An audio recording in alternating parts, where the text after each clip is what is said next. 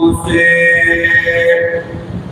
अल्लाह के आती है मौत, ये तो सच है हुक्म से अल्लाह के आती है मौत। सुन के हुक्म फातिमा ज़हरा पलट जाती है मौत। देख लो रुश्दी तो दुनिया में नजर आता नहीं, बोले जिंदों को खा जाती है मौत, ये तो सच है हुक्म से।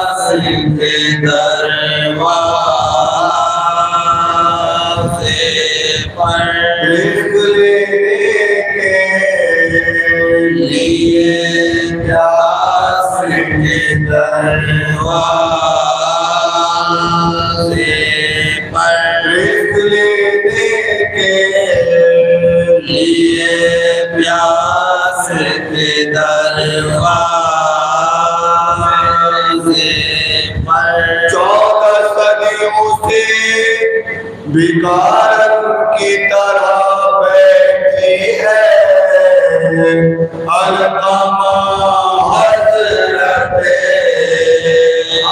अब्बास के दरवाज़े पर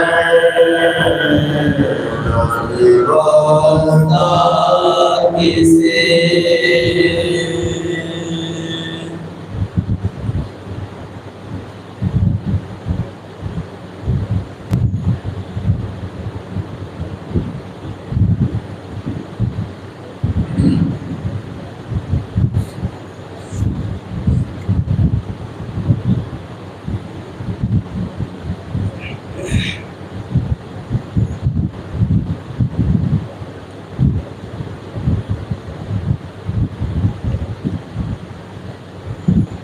नारे सवार अल्लाहुम्मा सल्ली अला मुहम्मद व आले मुहम्मद।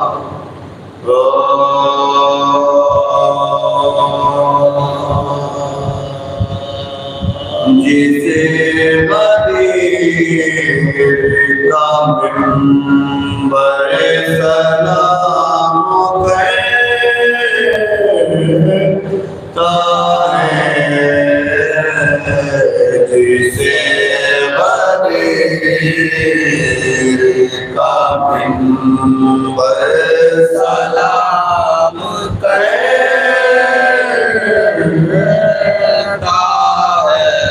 उसे रसूल का पेश करे सलाम करता है,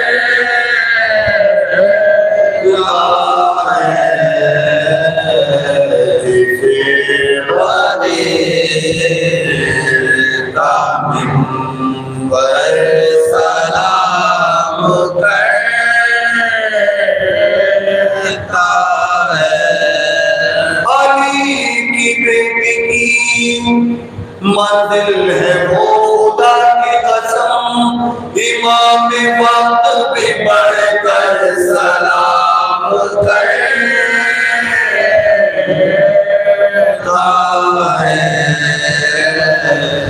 जिसे बदीर का मिंबर सलाम करता है। जब आए घाट पे अब्बास खुद ब खुद दरिया समझ के साथी कौसर सलाम करता है।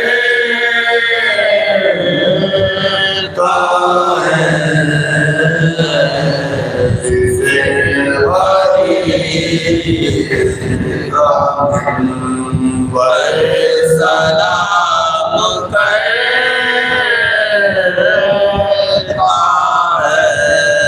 दरे हुसैन पे सररत कह दिया हमने दिलावरों को दिलावर सलाम करता है।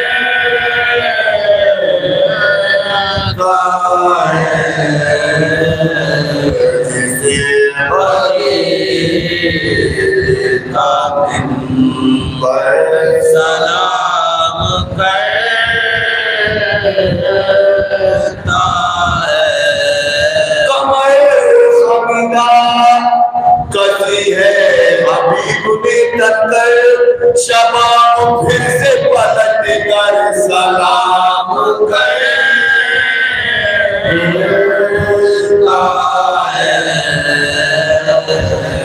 जिसे का मिंबर सलाम करता है।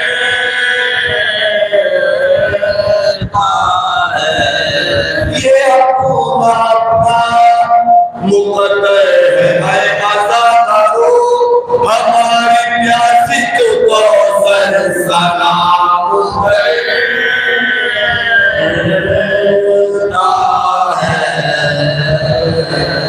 जिसे का मिंबर सलाम करता है।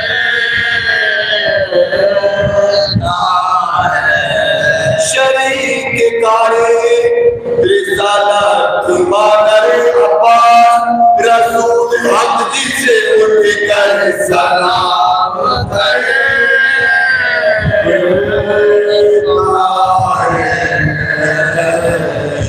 जिसे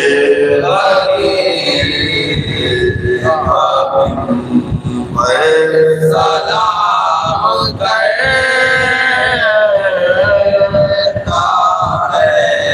हमारे कौम के रहबर को आज भी लोगों हर एक काम का रहबर सलाम करता है।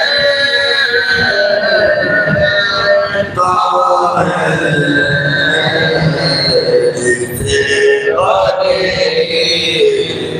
का मिंबर सलाम करता है।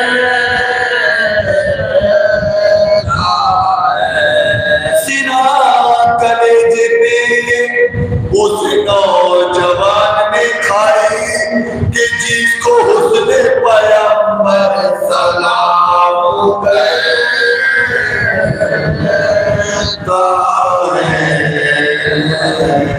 जिसे का मिंबर सलाम करता है। ये करबला है आबादे सबा अदब से चल यहाँ पे काबा बिछू कर सलाम करता है।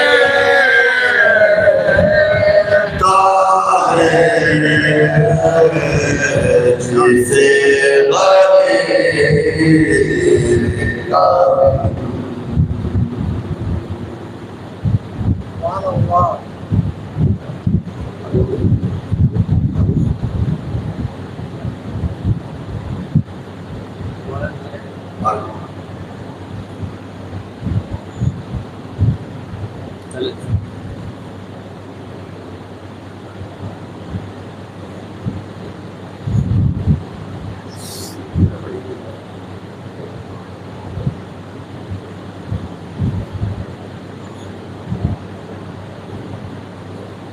नारे सलावत अल्लाहुम्मा सल्ली अला मुहम्मदिन व आलि मुहम्मद।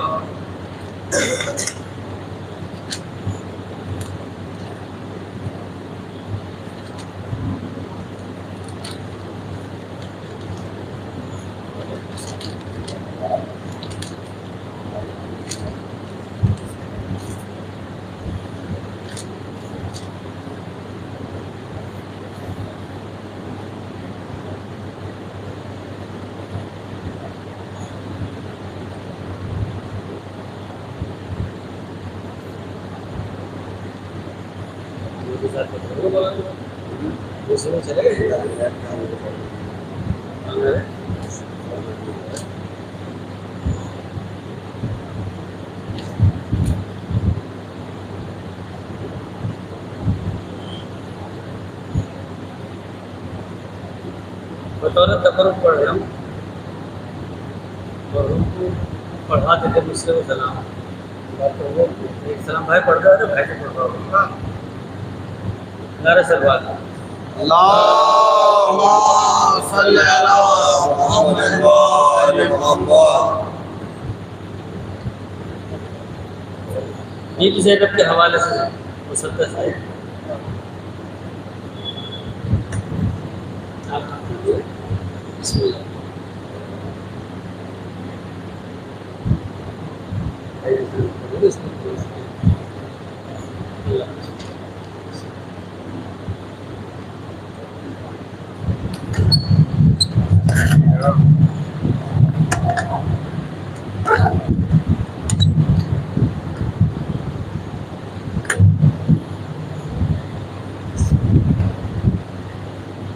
बादशाही के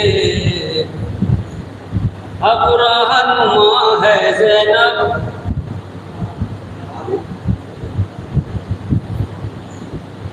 करबला वहीं पर फतेह हो गए। ये भी ज़ैनब का बहुत बड़ा एहसान है कि उन्होंने करबला को जिंदा कर दिया। बादशाही के अब रहनुमा है ज़ैनब, बैतो तालिबे बैत की फना है ज़ैनब।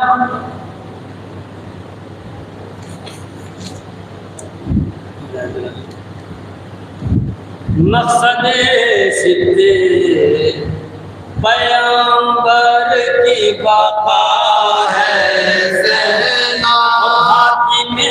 शामी समझेगा कि क्या है ज़ैनब में शामी समझेगा कि क्या है ज़ैनब। क्यों शहादत हुई क्यों शहादत हुई ये राज सभी खोलेगी।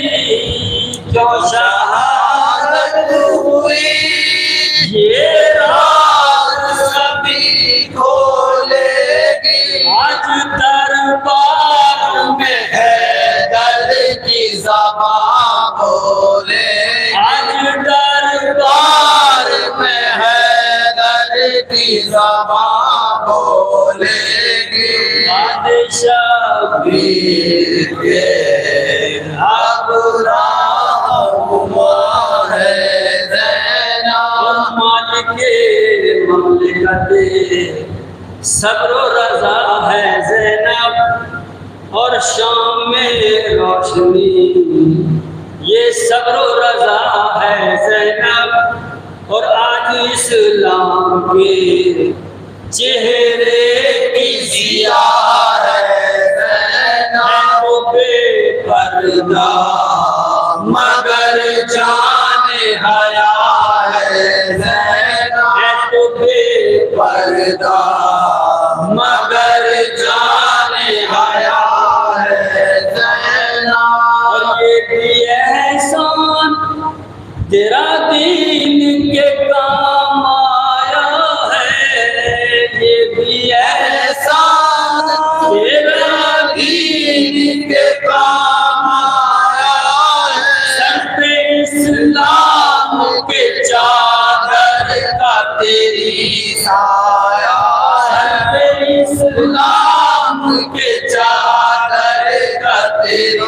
साया है शबीर के रहनुमा है ज़ैना।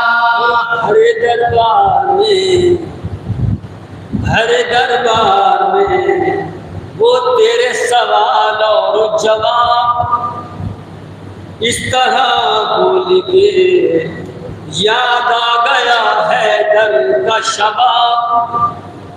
जुल्म की तूने उठा दी रुख़ ज़ालिम से नकाब। जुल्म की तूने उठा दी रुख़ ज़ालिम से नकाब। तेरे इस खुतबे आली का नहीं कोई जवाब।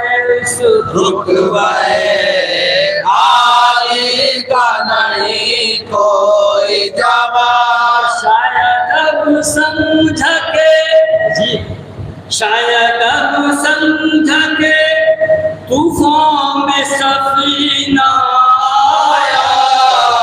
शायद अब समझ के तूफान में सफीना आया। हाकिमे वक्त के माथे पे पसीना आया। हाकिमे वक्त के माथे पे पसीना आया। शबीर ये अब रहनुमा है ज़ैना। शाम में लफ्ज़ों की तलवार चलाई तूने, थी जो इस्लाम की तारीख बताई तूने। और इज्जतो हुर्मतो इस्लाम बचाई तूने। अल्फाज की एक परत गिराई तूने। अल्फाज की एक परत गिराई तूने। क्यों ये तारी हुई है बतुसी खताकारों पर। क्यों ये तारी हुई है बतुसी खताकारों पर। मैंने क्या लिख दिया दरबार की दीवारों पर। क्या लिख दिया दरबार की दीवारों पर। शबीर के अब रहनुमा है ज़ैना। जब ये मेरे तकरीर करी तो उसके रिजल्ट क्या हुआ? ऐसा लगता है कि सब रोए हुए बैठे हैं, और ऐसा लगता है कि कुछ खोए हुए बैठे हैं। ज़िस्त से हाथ सभी धोए हुए बैठे हैं। या मरे बैठे हैं या सोए हुए बैठे हैं। या मरे बैठे हैं या सोए हुए बैठे हैं। और क्या है ये? अरे लईनों की अगर हार नहीं, और क्या है ये? लईनों की अगर हार नहीं। ज़बान रखते हैं और ताकत गुफ्तार नहीं। ज़बान रखते हैं और ताकत गुफ्तार नहीं। शबीर के अब रहनुमा है ज़ैना। अपना वो जुर्रतो हिम्मत है न वो जोश खरोश। अब नफर का दे सदाएं है न बाजो का फरोश। और बुत बने बैठे हैं खुतबों से तेरे कुफर बनो।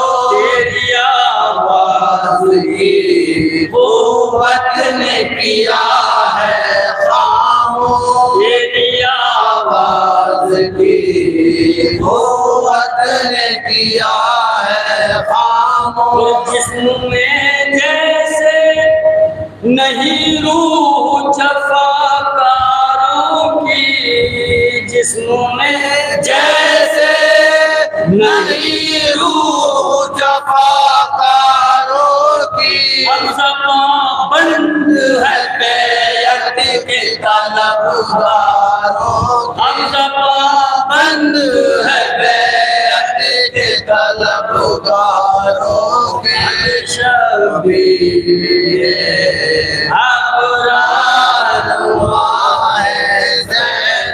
और चली दरबार से और की बफा दे के चली। हाँ मालिक तख्त पैगाम फना दे के चली। जुल्म को जुल्म की भरपूर सजा दे के चले। देखते रह गए जालिम के इरादे के चले। देखते रह गए जालिम के इरादे के चले। और चले जिस जगह से बैअत ये दिखाया तूने, चले जिस जगह से बैअत ये दिखाया तूने। वहीं से फतह का पैगाम सुनाया। वहीं से फतह का पैगाम सुनाया तूने। शबीर के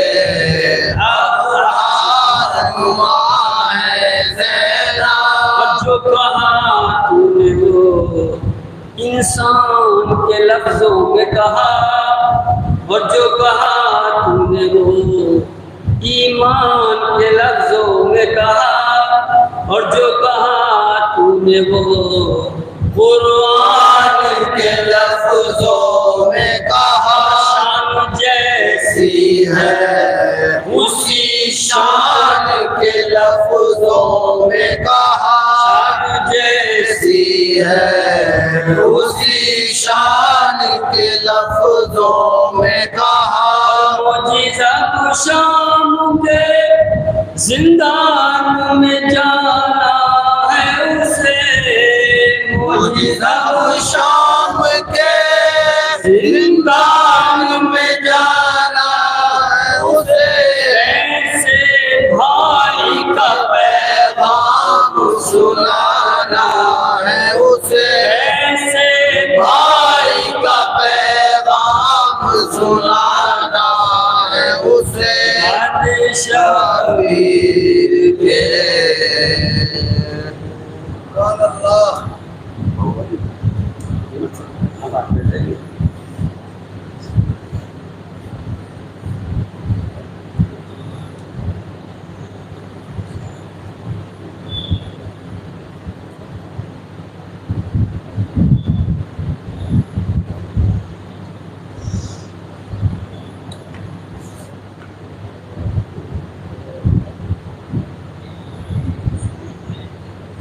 नारे सलवात।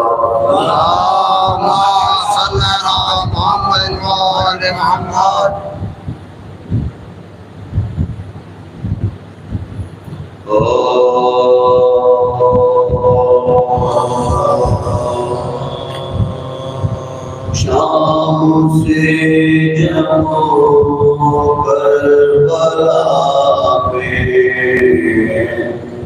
आए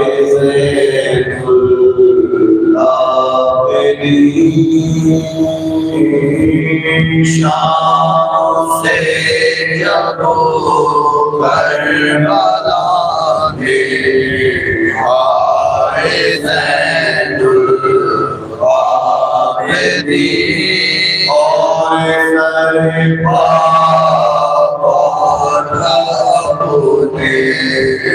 लाए ज़ैनुल आबिदीन करता चिल्लाए ज़ैनुल गिर पड़े माटी पकड़ कर आए ज़ैनुल आबिदीन। गिर पड़े माटी पकड़ कर आए ज़ैनुल आबिदीन। क्या करूं किसे कहूं ये गम तो मुझको खा गया। मैं जीता बचे आ गया।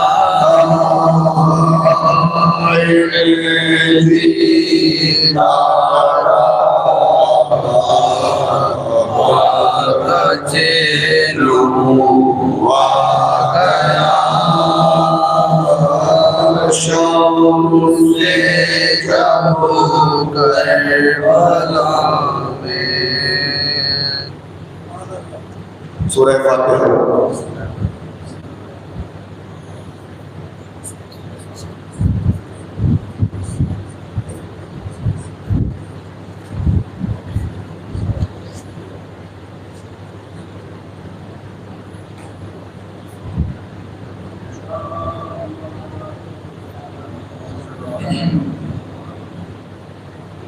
हज़रात गुज़ारिश है कि मरतबा सूरह हमल और कई मरतबा सूरह तौहीद की तिलावत फरमाकर जनाब मरहूम सैयद मोहम्मद अब्बास साहब ने सैयद तकरीर साहब को साथ सवाब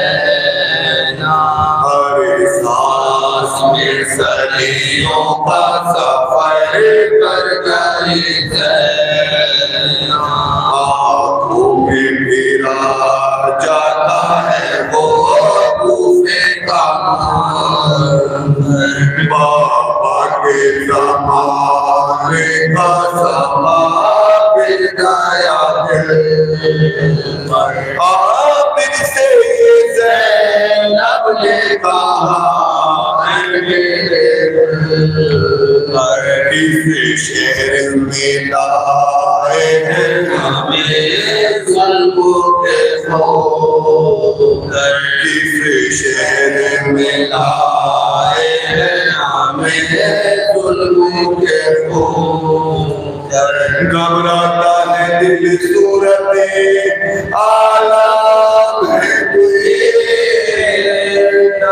बताओ तो इस शहर का क्या नाम है बेटा, बताओ तो इस शहर का क्या नाम है बेटा। ये सुन के तड़प होने लगा आबिद का कलेजा, फरमाया के है मेरी खूबी सानी ज़हरा, इस शेर को दुनिया की ज़बान कहती है कूफा, मस्कन है इसी में लाद है शेर खुदा का, मस्कन है इसी में लाद है शेर खुदा का। पर शेर गिलानी से शिकायत न करे, शेर बेटा दिल संग बस्ता फिरेंगे, हम शेर बेटा तेरा संग बस्ता फिरेंगे। ये जिक्र अभी था के पढ़ा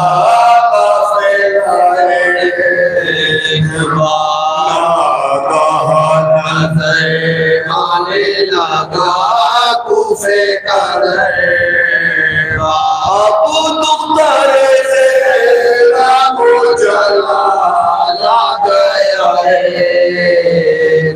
फरमाया के दरबार में जाऊंगी ना सेना, फरमाया के दरबार में जाऊंगी ना सेना।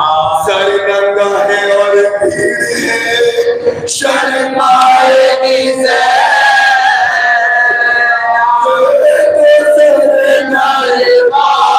नहीं जाएगी कह दो सर दरबार नहीं जाएगी सर नंगा है और भीड़ है शर्माएगी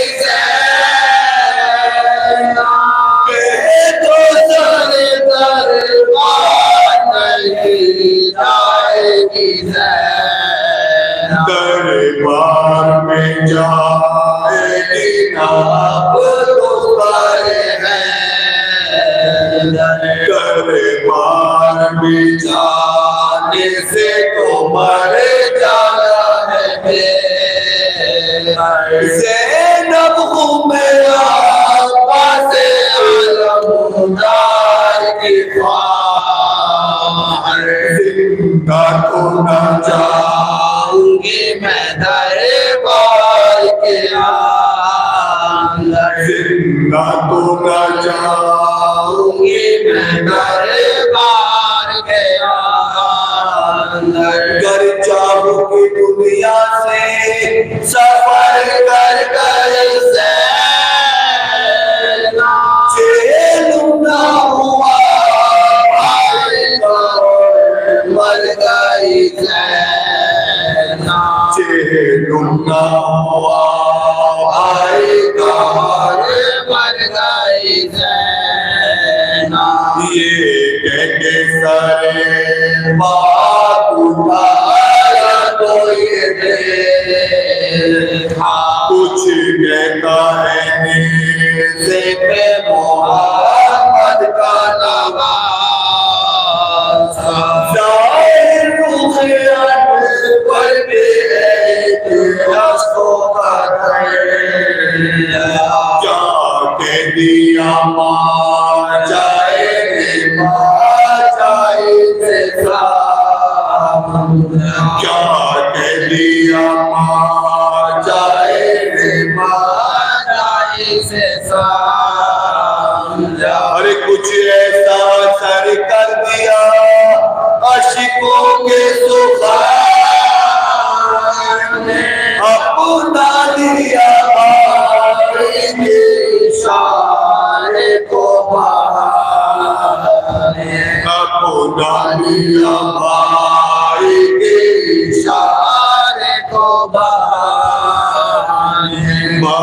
भाई का इशारा था बहन होश में आ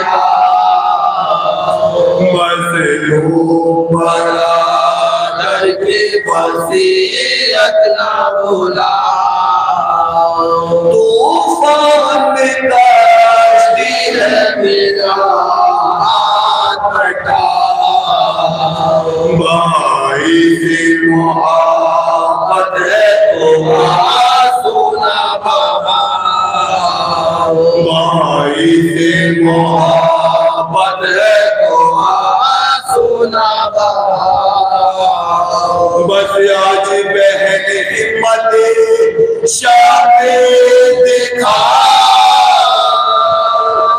दुनिया को मेरी फतह का ऐलान सुना दो दुनिया को मेरी फतह का ऐलान सुना दो दरबार में जाते हुए घबराती होगा क्या आज निगाहों में नहीं मत शाही बालों से आपस मुंह को छिपाने की है तारी क्या मेरी बहन सर पे नहीं चादर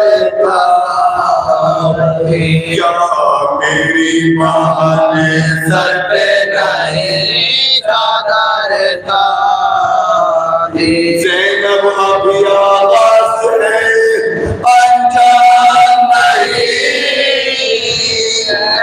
ये मंजिल कूफा है अभी शाम नहीं ये मंजिल कूफा है अभी शाम नहीं भाई के इशारे में ये दिल जो पाई भाई के इशारे में ये दिल जो पाई 18 बरस वाले की सूरत नजर आई बरछी वो तस्वीर के गले में लगाई आ गई के दबा सरुल्लाह की जाई आ गई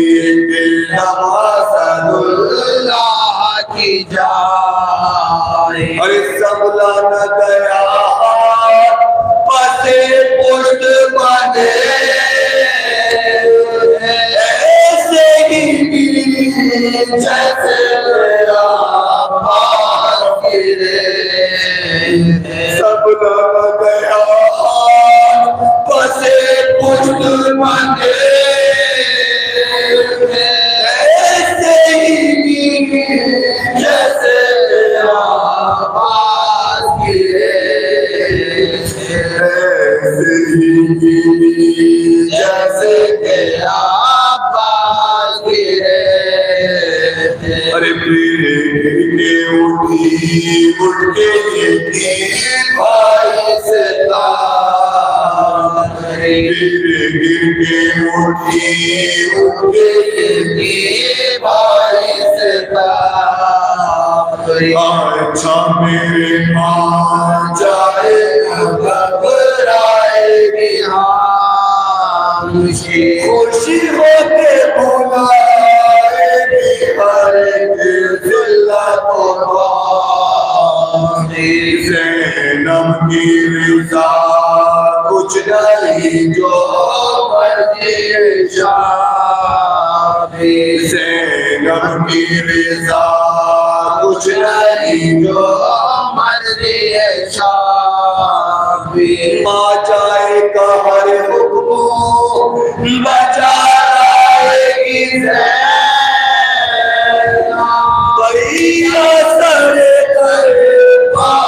चली जाएगी का हर हुक्म बचा लाएगी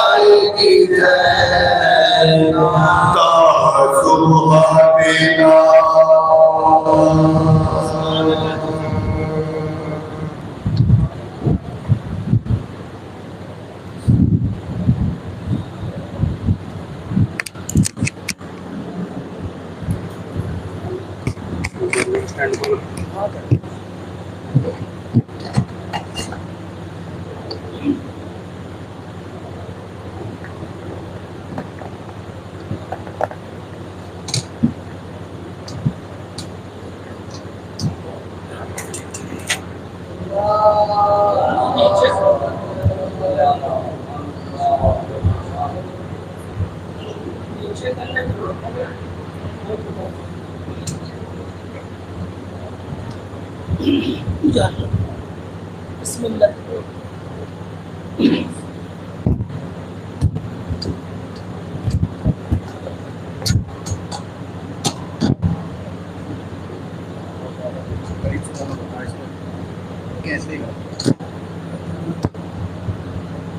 मुश्किल हो आप इसे बैठा दें।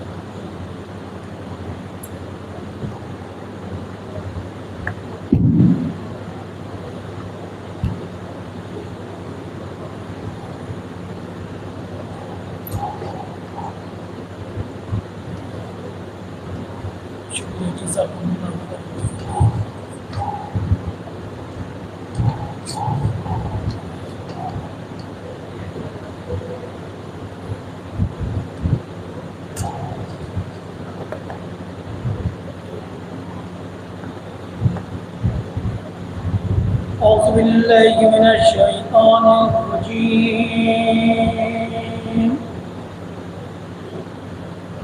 بسم الله الرحمن الرحيم الحمد لله رب العالمين والصلاة والسلام متعية والإكرام على نبيه الأكرم ورسوله الأعظم سيدنا مولانا أبي القاسم محمد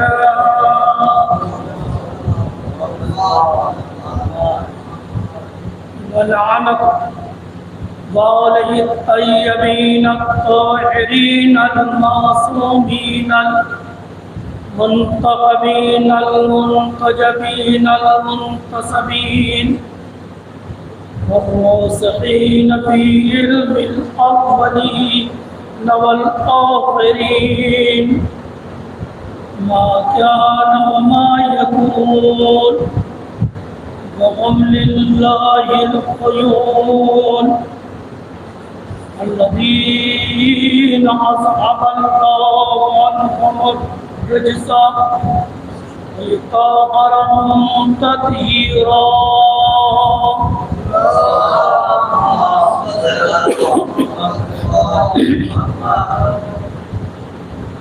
ولعنة الله على أعدائهم أجمعين मिन हाज़िहि अस्साअ इला यौमिल क़ियामा वल आक़िबतु लिल मुत्तक़ीन। बिस्मिल्लाहिर रहमानिर रहीम। रब्बि इश्रह ली सदरी वयस्सिर ली अमरी वहलुल उक़दतम मिन लिसानी यफ़क़हू क़ौली। अम्मा बाद फ़क़द क़ाल अल्लाहु तआला फ़ी किताबिहिल मजीद। बिस्मिल्लाहिर रहमानिर रहीम। मन इह्तदा फ़इन्नमा यहतदी लिनफ़्सिहि व मन ज़ल्ल फ़इन्नमा यज़ल्लु अलैहा वला तज़रु वाज़िरतुन विज़रा उख़रा वमा कुन्ना मुअज़्ज़िबीन हत्ता नबअस रसूला। सल्लल्लाहु अलैहि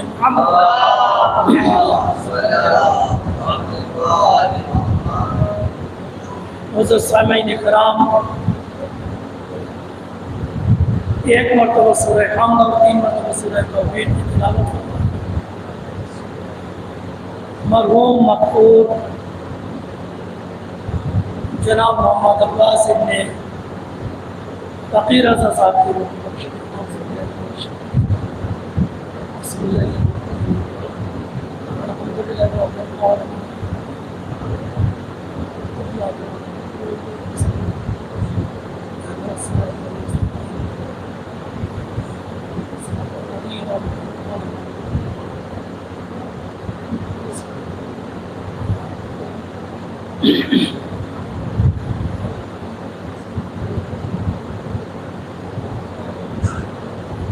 कुरान मजीद की जिस आयत को सरनामा कलाम करार दिया है, ये सूरह असरा की आवाज़ बहुत रही, आवाज़ में कोई मुश्किल तो नहीं। जज़ाकुमुल्लाह। सूरह असरा की 15 नंबर आयत है कि जिसमें परवरदिगार आलम एक इंसानी फैसला कर रहा है, बिल्कुल 2-4 की बात कह रहा है, न कोई तकल्लुफ है और न ही यहाँ पर किसी का कोई ख़ास ख्याल है। बिल्कुल बेतकल्लुफ होके बग़ैर किसी का चेहरा देखे हुए मने तदा फ़इन्नमा यहतदी लिनफ़्सिहि कि जो हिदायत पाएगा वो अपने लिए और जो गुमराह हो जाएगा वो अपने लिए। हिदायत पाने वाला किसी पर एहसान नहीं करेगा और गुमराह होने वाला किसी का नुकसान नहीं करेगा। फ़ायदा अपना अपना, नुकसान अपना अपना, बिल्कुल 2-4 वाली बातें हैं।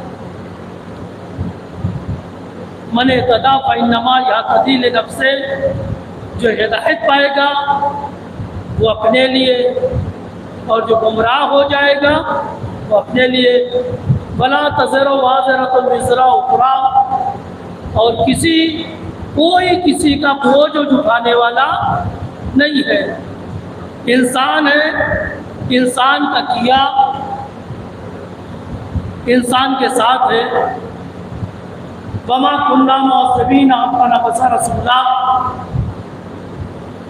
और ये अल्लाह की सुन्नत है कि जब तक कौम के दरमियान में कोई बतलाने वाला, कोई समझाने वाला, कोई हिदायत करने वाला नबी, रसूल, इमाम, पैगम्बर, मौलवी साहब, मौलाना साहब, मुबल्लिग, वाइस, खतीब न पहुँच जाए, हुज्जत तमाम न कर दे, परवरदिगार अज़ाब नाज़िल नहीं करता।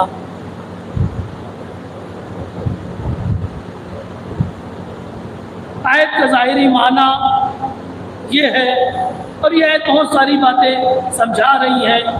तमीदतन मुक़द्दमतन आपकी खदमत में अर्ज़ करूँ, इसी सूरे में 7 नंबर आयत में इरशाद हो रहा है, इन अहसनतुम अहसनतुम लिअनफुसिकुम, अगर तुम नेकियां करोगे तो किसी पर एहसान उसान नहीं कर रहे हो। यानी ये तो 15 नंबर आयत थी, और इसी सूरह इसरा में 7 नंबर आयत, इन अहसनतुम लिअनफुसिकुम, अगर तुम नेकी कर रहे हो तो मगरूर ना होना, घमंड ना हो, प्राउड ना हो, किसी पर एहसान उसान नहीं करो। अगर एहसान कर रहे हो तो अपने नफ्स के ऊपर एहसान कर रहे हो। वही नसातो फलाह, और अगर तुम बुरा कर रहे हो तो किसी और का बुरा नहीं कर रहे हो, अपना ही बुरा कर रहे हो। यानी मिजाज परवरदिगार इस आयत में भी समझ में आ गया। 15 नंबर आयत में मन इत्तदा, जो हिदायत पाएगा अपने लिए, जो गुमराह हो जाएगा अपने लिए। इसमें परवरदिगार आलम ने कहा जो नेकियां करेगा, इन हसनतुम, तुम अगर नेकियां करोगे तो उसका फायदा तुम्हें पहुंचेगा, बुराई करोगे तो सलवात भेज दे मोहम्मद।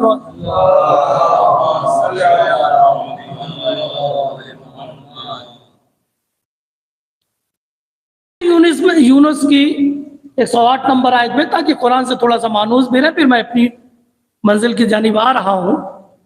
इसमें भी परवरदिगार आलम ने तकरीबन इसी मफहूम को अदा किया है। मन इत्तदा फइन्नमा यहतदी लिनफ्से, जो हिदायत पाएगा वो अपने लिए, जो गुमराह हो जाएगा वो अपने लिए। एक सलवात भेज दें।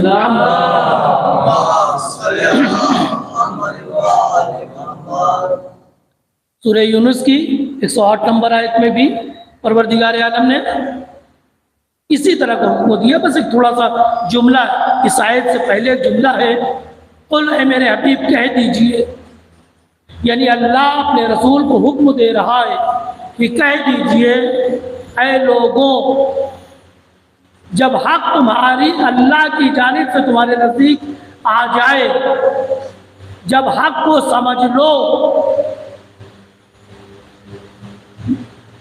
मन इत्तदा फइन्नमा यहतदी लिनफ्से, उसके बाद जो हिदायत पाएगा वो अपने लिए, जो गुमराह हो जाएगा वो अपने लिए। एक सलवात भेज दें मोहम्मद।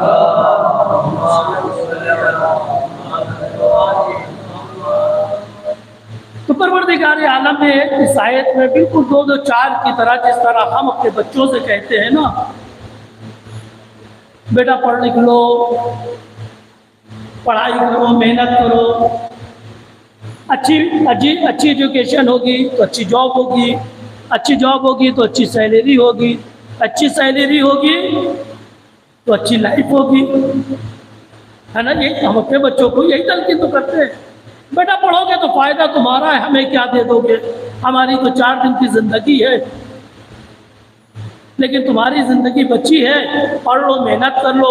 अगर तुमने नहीं पढ़ा तो नुकसान तुम्हारा ही होगा।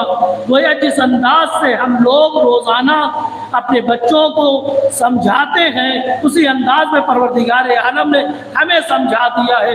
हम पहले अपने बच्चों को समझाते थे, अल्लाह ताला ने तमाम इंसान को समझा दिया है। अगर हिदायत पाओगे तो किसी पर एहसान नहीं करोगे, खुद फायदा तुम्हें पहुंचेगा। अगर बुरा काम करोगे तो तुम किसी का नुकसान नहीं करोगे, नुकसान खुद अपना करोगे। यानी हिदायत पाने वाला किसी पर एहसान उसान, तब ये मौलाना फला गुमराह हो रहे, फला गुमराह हो रहे, फला बे, तो याद रखिए अल्लाह ताला ने फैसला कर दिया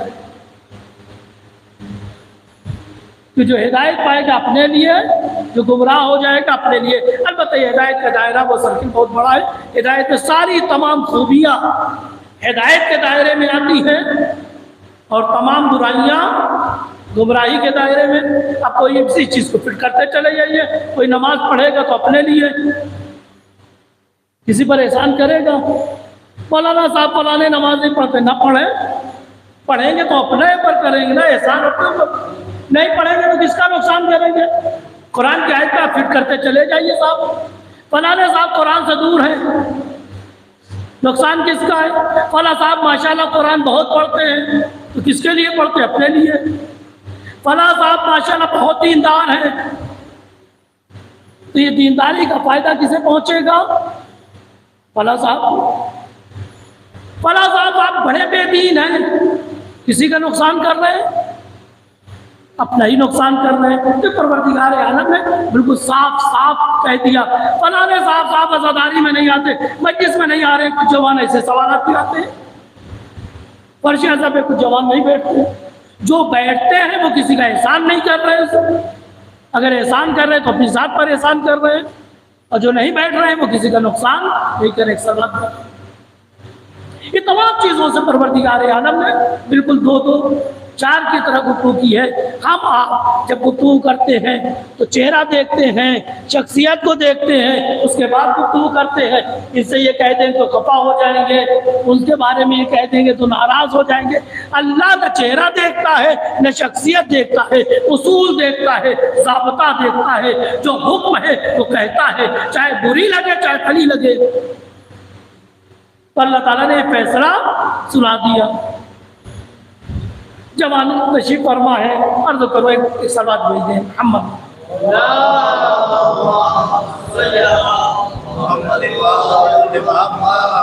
मुहर्रम आया साहब, मुहर्रम से अगर किसी ने कुछ हासिल किया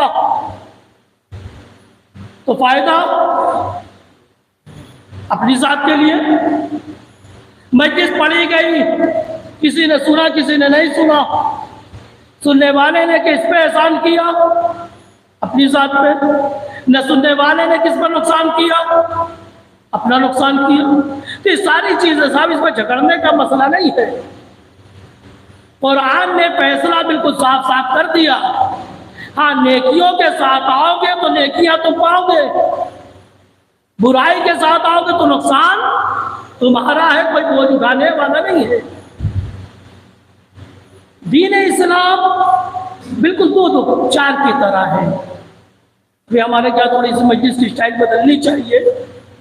कभी लफाजियाँ करते हैं, कभी जुमलेबाजी करते हैं, कभी बात को इधर से घुमा के पेश करते हैं, कभी बात को उधर से घुमा के पेश करते हैं। जबकि दीन क्या है, बिल्कुल मैथमेटिक की तरह है ना साहब। बहुत जल्दी मुख्तसर से गुफ्तगू जवानों को एक मैसेज देना चाहता हूँ। पहले ये चीज़ याद रखिएगा, अगर हिदायत पाते हैं तो एहसान हम अपने ऊपर कर रहे हैं, किसी पर एहसान उसान नहीं, प्राउड नहीं है, घमंड नहीं है। अगर गुमराह हो रहे हैं तो किसी का नुकसान नहीं कर रहे, हम अपना नुकसान कर रहे हैं। 5 साल फला साहब अखबारी हो रहे, हो जाने तो घर में जाने तो, किसका नुकसान कर रहे हैं? आप नहीं है अल्हम्दुलिल्लाह, किस पर एहसान कर रहे हैं? तो हर नेकी करने वाला किसी पर एहसान नहीं कर रहा है। अगर एहसान कर रहा है तो अपने ऊपर एहसान कर रहा है, अपनी जात पर एहसान कर रहा है। और हर बुराई करने वाला अगर नुकसान कर रहा है तो अपने जात को नुकसान कर रहा है। दीन बिल्कुल दो चार की तरह जाओ। दीन जिस तरह परवरदिगार आलम ने बिल्कुल साफ साफ फैसला कर दिया, बिल्कुल दीन दो चार की तरह, 2 तो 5 होता ही नहीं दीन में। दीन के उसूल अगर आपको समझ में आ गए, दीन के उसूल अगर आपके समझ में आ गए तो दुनिया की कोई गुमराही आपको नुकसान नहीं पहुंचा सकती। अगर दीन के उसूल समझ में ना आए तो हर 2 आंधियां चल रही हैं, फितरों की आंधियां, गुमराहियों की आंधियां, फला गुरु फला गुरु फला गुरु फला गुरु फला गुरु। बिल्कुल मैथ की तरह है दीन, बिल्कुल मैथ की तरह है। मैथ में एक फिगर होता है और एक फार्मूला। अगर फार्मूला बच्चे को आता रहता, तवज्जो फरमाइएगा, बस एक गुफ्तगू करके एक मिसाल दे के बात तमाम कर रहा हूं। दीन बिल्कुल किस तरह है साहब? मैथ की तरह है। मैथ में अगर आपको फार्मूला आता है, बड़ी तवज्जो से सुनिएगा सर, ये पूरी जिंदगी काम आने वाली बात है सर। जिस तरह मैथ में एक फिगर होता है और एक फार्मूला होता है, अगर स्टूडेंट को फार्मूला आता होता है, 1000 फिगर चेंज करते रहिए, कोई मुश्किल नहीं है ना? यानी अगर मैथ में फार्मूला बच्चे को आता है, फिगर आप बदलते रहिए, वो मसला सॉल्व करता रहेगा। लेकिन अगर किसी की नजर अगर किसी को फार्मूला नहीं आता, सिर्फ फिगर रट लिया है साहब, फिगर रट लिया है, इतना होगा तो इतना होगा, इतना होगा तो इतना होगा, लेकिन अगर इसी फिगर को बदल दिया जाए तो क्या आलम होगा मुझे बताएं।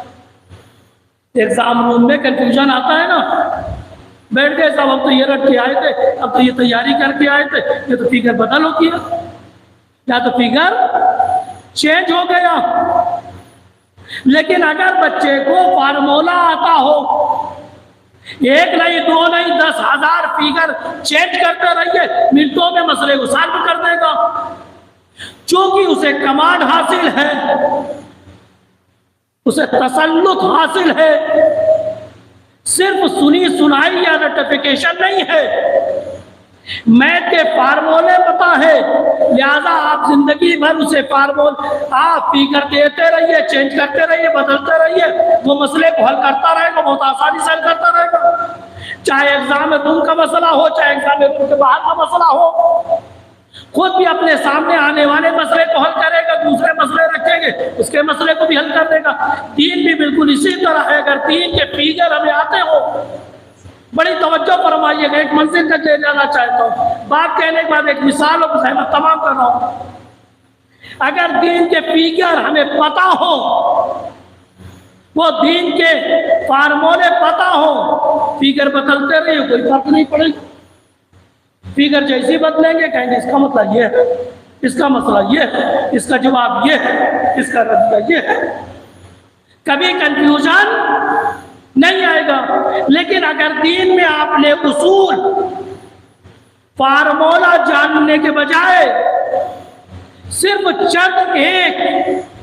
चंद एक फिगर रट लिया है, तो जैसे ही फिगर चेंज हो जाएगा कंफ्यूजन आ जाएगा, ये तो है, डाउट आता रहेगा पूरी जिंदगी। आप भी कंफ्यूज रहेंगे, दूसरों को भी कंफ्यूज करते रहेंगे। लेकिन अगर दीन का फार्मूला आपके पास आ जाए तो न खुद कंफ्यूज होंगे, न किसी को कंफ्यूज होने देंगे। यानी जवानों की जिम्मेदारी बनती है दीन के फार्मूले में दीन के उसूल सीखें, क्योंकि जैसे जैसे ज़हूर इमाम महदी का वक्त नजदीक आता जाएगा, वैसे वैसे शुबहात, वैसे वैसे फितने, वैसे वैसे न जाने कितनी फितनों की आंधियां बढ़ती जाएंगी। अब ऐसी मंजिल में फितनों से बचाने वाला कोई एक रास्ता होना चाहिए। आप देख लीजिए, यहाँ तो फिर भी कम है, पड़ोसी मुल्क है अपना, एक से एक फितना है। आप देखिए, दामन वक्त में गुंजाइश नहीं है, मैं उन बातों को नहीं छेड़ूंगा, वही ऊपर चला जाऊंगा तो बात रह जाएगी। क्या करें हम, एक हमारा जवान क्या करे कि आने वाले फितनों से अपने आप को बचा लें। याद रखें, हवा चलती है ना जवानों, हवा चलती है, कौन सी चीज उड़ती है जी? जब हवा चलती है, आंधी चलती है, अंधा आता है, कौन सी चीज उड़ती है? जो हल्की होती है उड़ती चली जाती है, भारी चीज उड़ती है, भारी चीज कभी उड़ती है नहीं। बस यही आलम आपके दीन का है। अगर आपके दीन में वजन है, तवज्जो फरमा रहे हैं, अगर आपके दीन में वजन है तो चाहे जितनी बड़ी बड़ी आंधियां आए, आप हिलेंगे नहीं अपनी जगह से, मजबूत पिलर की तरह खड़े रहेंगे। लेकिन अगर आपका दीन बिल्कुल हल्का है तो मामूली सा फितने की आंधी, मामूली से फितने की आंधी आपके दीन को उड़ा ले जाएगी। तो मौलाना कैसे भारी करें दीन को? तवज्जो फरमा रहे, दीन को इतना वजनदार बनाने, दीन को वजनदार बनाने के लिए दो चीज, एक भरपूर इल्म हो, भरपूर इल्म हो, दूसरा बसीरत हो, समझ हो। इसीलिए इमाम ज़माना जल्लल्लाहु ताला फरोज शरीफ 2 शिकवे अपनों से करते हैं।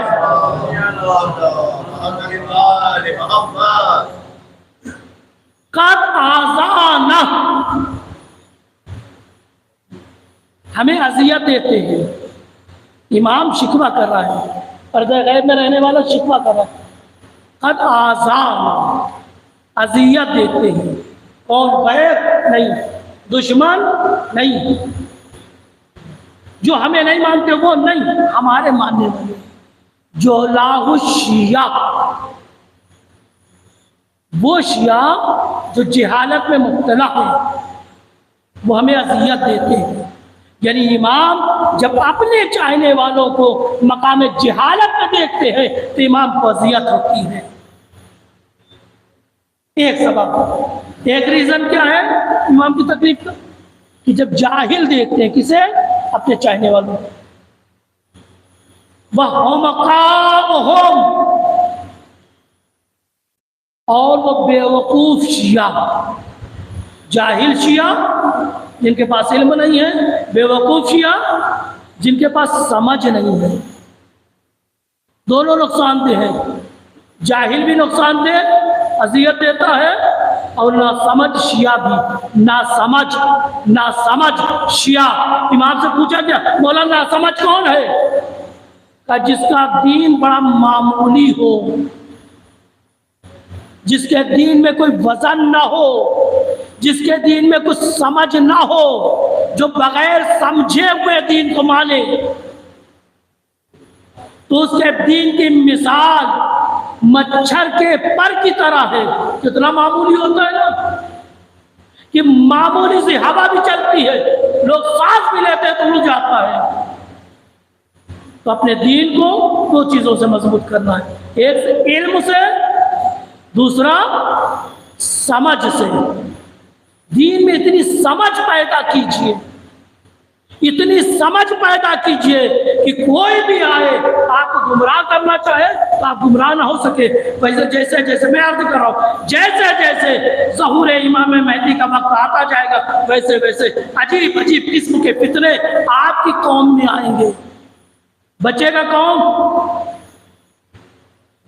जो जहालत की तारीकी से बाहर है, नूर की रोशनी में है, जिसका दीन मजबूत है। तो दीन में क्या उसूल सीखे, समझ, दीन के फार्मूलों को सीखे। बहुत मसाइल बढ़ते जा रहे हैं, दीन के फार्मूलों को सीखे। बस एक मिसाल देके मैं तमाम करूंगा कि अगर फिगर जानेगा आदमी, सिर्फ फिगर सीख लेगा तो क्या नुकसान है? फार्मूला ना आता हो तो। दीन में भी फार्मूले हैं। मैं कौम में साहब बड़ी शार्ट में बता रहा हूँ, दामने वक्त में गुंजाइश नहीं है। कौम में एक पड़ोसी मुल्क के लोग हैं, वो पूरे साल काला लिबास पहनते हैं, पूरे साल 365 दिन सियाह लिबास। अज़ादार मुहर्रम में पहनते हैं, अय्याम अज़ा में पहनते हैं, पूरे साल पहनते हैं लिबास। खुशी का दिन हो, गम का दिन हो, सर्दी हो, गर्मी हो, सफर हो, हज़ार हो, काला लिबास है। और बड़ा प्राउडली कहते हैं काला लिबास पहनते हैं। उनमें तो आते हैं, ऐसे ग्रुप आते हैं, एक से ग्रुप आते हैं। एक ग्रुप का तस्करा करूँ, उसके बाद आप महसूस करें दीन में फिगर जरूरी है या फार्मूला समझना जरूरी है। तब एक खुशी का मौका था, मैं हरम हज़रत मासूमा में गया था। वहाँ पे जो लोग गए हैं, अल्लाह ताला उनकी ज़ियारत को कबूल फरमाए। जो मुतमन्नी है, अल्लाह ताला उनको तौफीक दे। वहाँ जब आप जाए जूता दें तो जूता वो ले लेते हैं रिस्पेक्ट अंदाज में, और जूता लेने के बाद आपका शुक्रिया भी अदा करते हैं कि आपने खिदमत का मौका दिया।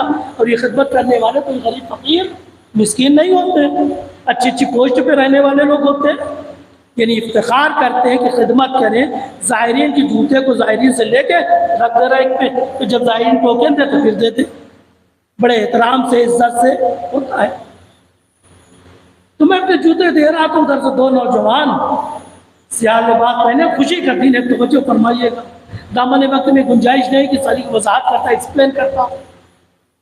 लेकिन मुझे एक सवाल बताइए, जिस दिन अहले बैत के घर में खुशी है उस दिन भी जनाब काला लिबास पहने हैं। हज़रत मासूमा कुम की बारगाह में, हज़रत मासूमा कुम की बारगाह में काला लिबास पहने खड़े थे। मैं भी लिबास, मैं जूता दे रहा था, वो भी जूता दे रहे थे। मुझे इंसाफ से बताइए जवानों, जिस दिन अहले बैत के घर में खुशी हो तो कौन गमज़दा होगा?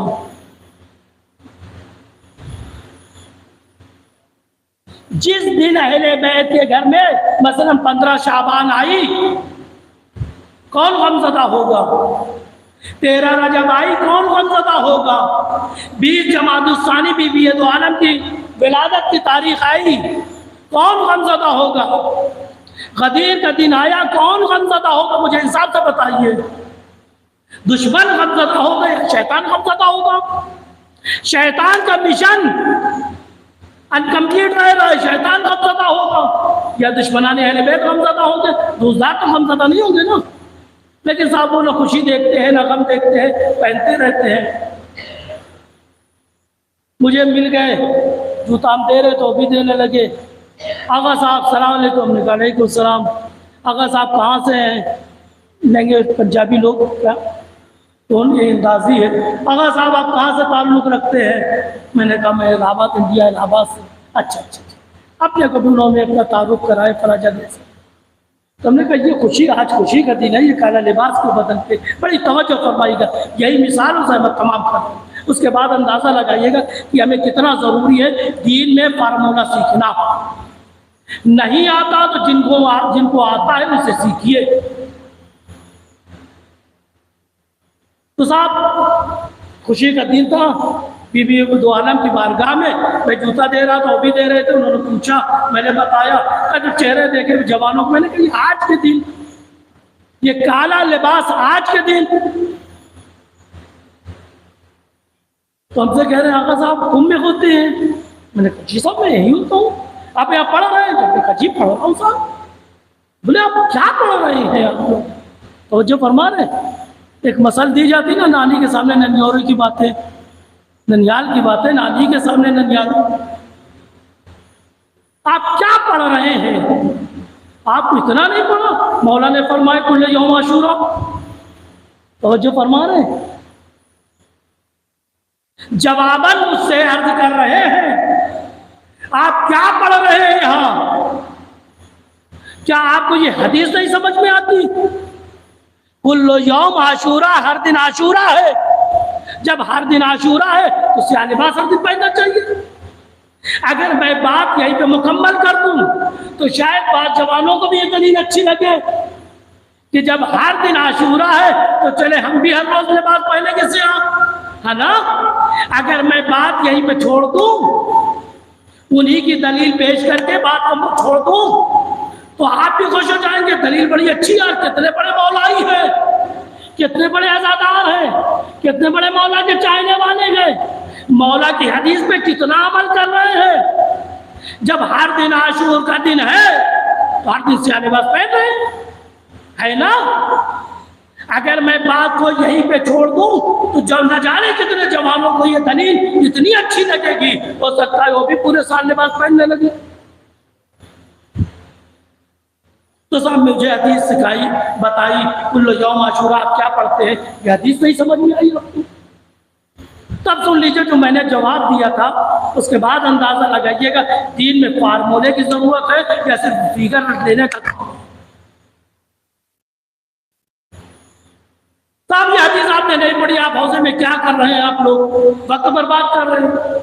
मैंने कहा सुनिए साहब, आप भी शिया हैं? बोले हाँ शिया है। हमने कहा हम भी शिया हैं, लेकिन एक हमारे आप में एक जमीन आसमान का फर्क है। आप भी शिया हैं, हम भी शिया हैं, लेकिन हमारे और आपके दरमियान में जमीन और आसमान का शिया, हम जमीन और आसमान का फर्क है। आप शिया हैं लेकिन बड़े बदबख्त शिया हैं। आप शिया हैं, हम भी शिया हैं। आप भी दावा करते हैं शिया होने का, हम भी दावा करते हैं, लेकिन आप बड़े जलील बदबख्त किस्म के शिया हैं। बोले मौलाना साहब जी क्या कह रहे हैं? हमने कहा आप लोगों को शर्म नहीं आती? आप सारी अपनी खुशी आशूर के दिन करते हैं, आपके अब्बा की शादी हुई आशूर के दिन, आपकी शादी हुई आशूर के दिन, इंशाअल्लाह आपके बच्चों की भी शादी होगी आशूर के दिन। लेकिन हम ऐसे शिया खैरदार शिया है, मर जाएंगे लेकिन अपनी कोई खुशी अदला खुशी भी आशूर के दिन नहीं करेंगे। बड़ा किया कैसी बात कर रहे हैं? हमने कहा जिस दिन आपके वालिद की शादी हुई, आपके अब्बा की शादी हुई, आशूर का दिन नहीं था इस हदीस की रोशनी में। तो हदीसों को समझना भी कमाल है, सिर्फ फिगर रख लेने से मसला हल नहीं होता। बस दोस्तों, जज़ाकुमुल्लाहु खैरन जज़ा, दीन में समझ पैदा करने की कोशिश कीजिए और उसी को निजात मिलेगी। ज़हूर इमाम मेहदी के ज़माने में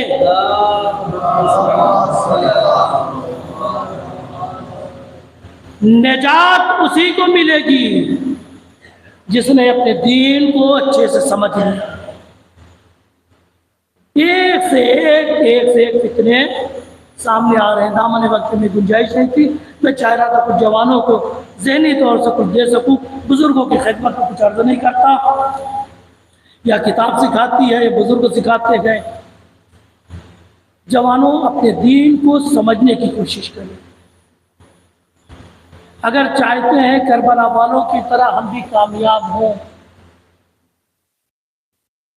करबला वालों की तरह हम भी लायक सलाम बने, तो करबला वालों से कामयाबी के राज सीखें, अपने दीन को मजबूत करें। दामन वक्त में गुंजाइश नहीं है। सुबह मौलाना ने पढ़ा था ना एक जुमला, बस उसी को मैं रब्त मसाइब दे रहा हूँ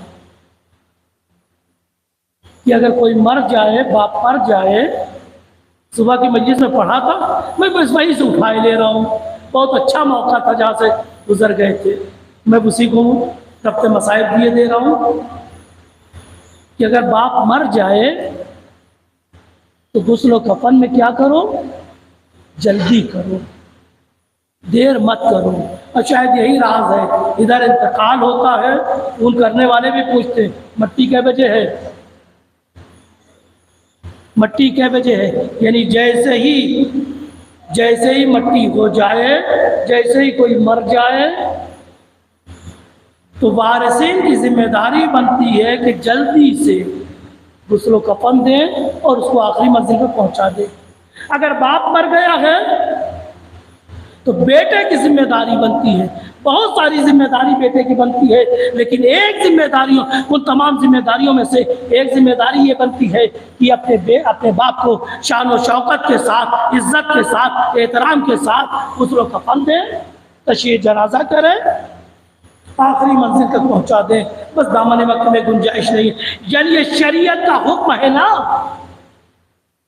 कि अगर बाप मर गया है तो बेटे की जिम्मेदारी बनती है कि जल्दी से जल्दी बाप के जनाजे को सिपुर्द खाक कर दे, गुस्ल दे दे, कफन दे दे। यानी शरीयत का मसला है ना। अब मुझे कहने की इजाजत दीजिए, करबला आ जाइए, आज 12वीं 13वीं तारीख है ना साहब। इमाम सज्जाद जो शारे हैं, शरीयत बदलाने वाले हैं, हमें आपको इतना शऊर है कि अगर बाप मर जाए तो बेटे की जिम्मेदारी बनती है कि अपने बाप को गुस्ल कफन दे और सुपुर्दे खाक कर दे, जल्दी से जल्दी। क्या ये हुक्म सैयद सज्जाद को नहीं पता होगा? हाय रे, लेकिन एक बेटा है जिसके हाथों में हथकड़ी है, पाँव में बेड़ी है, बाप के जनाजे को हसरत से देख रहा है, ये हुक्म भी याद आता रहा होगा। ए बाबा जान, बेटा बड़ा मजबूर है। अजरुकमन अल्लाह, अल्लाह किसी आपको किसी गम में न रुलाए। इमाम सैयद सज्जाद जो तमाम दुनिया को शरीयत सब बतला रहे हैं, अहकाम बतला रहे हैं, एक बेटे को क्या करना चाहिए बाप के जनाजे पर, जो बतलाने वाला खुद अपने बाप के जनाजे पर कितना मजबूर है। कभी हाथों की हथकड़ी को देखता होगा, कभी पाँव की बेड़ी को देखता हो, कभी बाप के उरिया जनाजे को देखता होगा। बाबा, बेटा मजबूर है। अरे दुनिया में दो दर्द अल्लाह किसी को न दिखाए। एक दर्द वो होता है कि बेटा बेटा बाप के सामने, जवान बेटा बाप के सामने बेबस तड़प रहा हो, बेबसी के साथ बाप खड़ा देखता हो। एक मंजिल वो है, दूसरी मंजिल ये है कि जवान बेटा बेबस खड़ा हो और जब बाप का जनाजा ओरिया पड़ा हो। खुदा न करे पूरी तारीख में ये दो मंजिल बहुत सख्त मंजिल होती है। अल्लाह किसी बाप को ये दिन न दिखाए कि बेटा एड़िया न कर रहा हो, बाप मजबूरी से देख रहा हो। कोई अल्लाह किसी बेटे को ये दिन न दिखाए कि बेटा खड़ा हो जब बाप का लाशा ओरिया पड़ा हो। लेकिन हाय पूरी तारीख में ये करबला है जहां दोनों मंजर देखने के मुझे हुसैन बेबसी का मातम कर रहे हैं, अली अकबर का जनाजा। अजर अल्लाह, एक बाप अपनी तन्हाई में बेबसी का मातम कर रहा है, जवान का लाशा है। दूसरा मंजर गंजे शहीदा से जब अहले अरब गुजारे गए, सैयद सज्जाद अपनी बेबसी को पकड़े, बाबा बेटा बहुत मजबूर है। अजरुकुम अल्लाह। बस दो जुमले और सुन लीजिए साहब। अय्याम अता ना होते तो मैं गुफ्तगू खत्म कर देता। आप हुक्म शरीयत ये है ना, हुक्म शरीयत ये है कि बेटा जल्दी से जल्दी ताजील करे बाप के जनाजे को गुस्ल कफन देने में। तो क्या हुक्म सैयद सज्जाद को न पता रहा होगा? जब यही आलम है, यही वजह है कि जब सैयद सज्जाद अपने बाबा के जनाजे को देखते हैं, चेहरे का रंग उड़ जाता है, जनाबे ज़ैनब आती है, शानाई आती, बेटा सैयद सज्जाद मैं क्या किस हालत में तुम्हें देख रही हूं।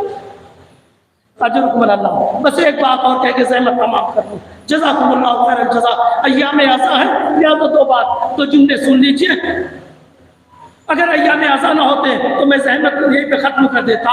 हुक्म शरीयत ये है ना, तवज्जो फरमाइए। आपने तो जनाजे कब्र में उतारे हैं ना। कोई ऐसा घर है जहाँ मैयत ना हुई हो, जहाँ मौत ना हुई हो? हर घर में मौत हुई है, कभी पहले कभी ताज़ी मौत हर जगह हुई है। आपने जनाजों को कब्र में उतारा है। जनाजे का हुक्म क्या है कि जब जनाजे को कब्र में उतारते हैं तो मुंह रुख किधर करते हैं? किबले की जानिब करते हैं ना।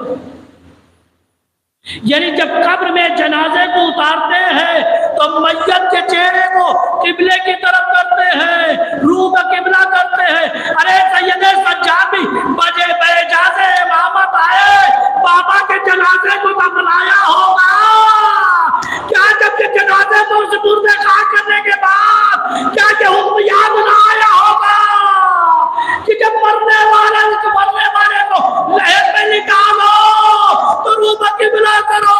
हाय सरे तने बेसरे हुसैन, इमाम सैयद सज्जाद ने अपनी बेबसी का इन्ना लिल्लाह व इन्ना इलैहि राजिऊन इलाही बेहद ज़फ़र होगा नबी। ऐ मेरे अल्लाह, तुझे तेरी इज्जत और जलालत और बुजुर्गी, तुझे मोहम्मद वाले मोहम्मद को हक़ वास्ता पूरी दुनिया में जहाँ जहाँ भी मोमिनीन मोमिनात मुस्लिमीन मुस्लिमात हैं, सबकी जान और माल इज़्ज़त आबरू ईमान और नामूस की हिफाजत। ऐ मेरे अल्लाह, कौम के दरमियान में इत्तेहाद और इत्तेफाक पैदा कर दे, हर तरह के फित्ने और फसाद को हमारी कौम से दूर फरमा दे। ऐ मेरे अल्लाह, हमारे जवानों को हुसैनी जवान बनने की तौफीक इनायत फरमा। ऐ मेरे अल्लाह, हमारे जवानों को इस तरह से बना दे जिस तरह से पर्दे गैब में रहने वाला इमाम देखना चाहता है।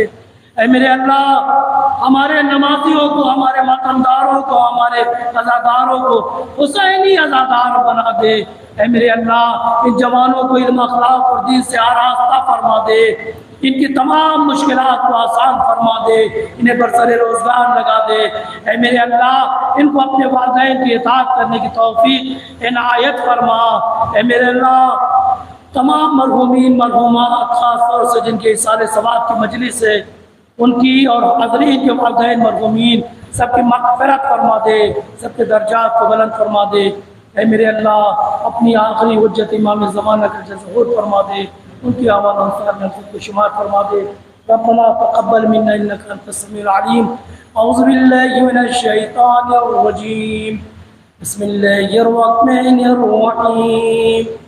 अल्लाहुम्मा कुल्ल वलियका हज्जत इब्ने हसन सलवातुका अलैहि व अला في هذه الساعة وفي كل ساعة وليا وحافظا وقائدا وناصرا ودليلا وحينا حتى تسكنه أرضك طوعا وتمتع فيها طويلا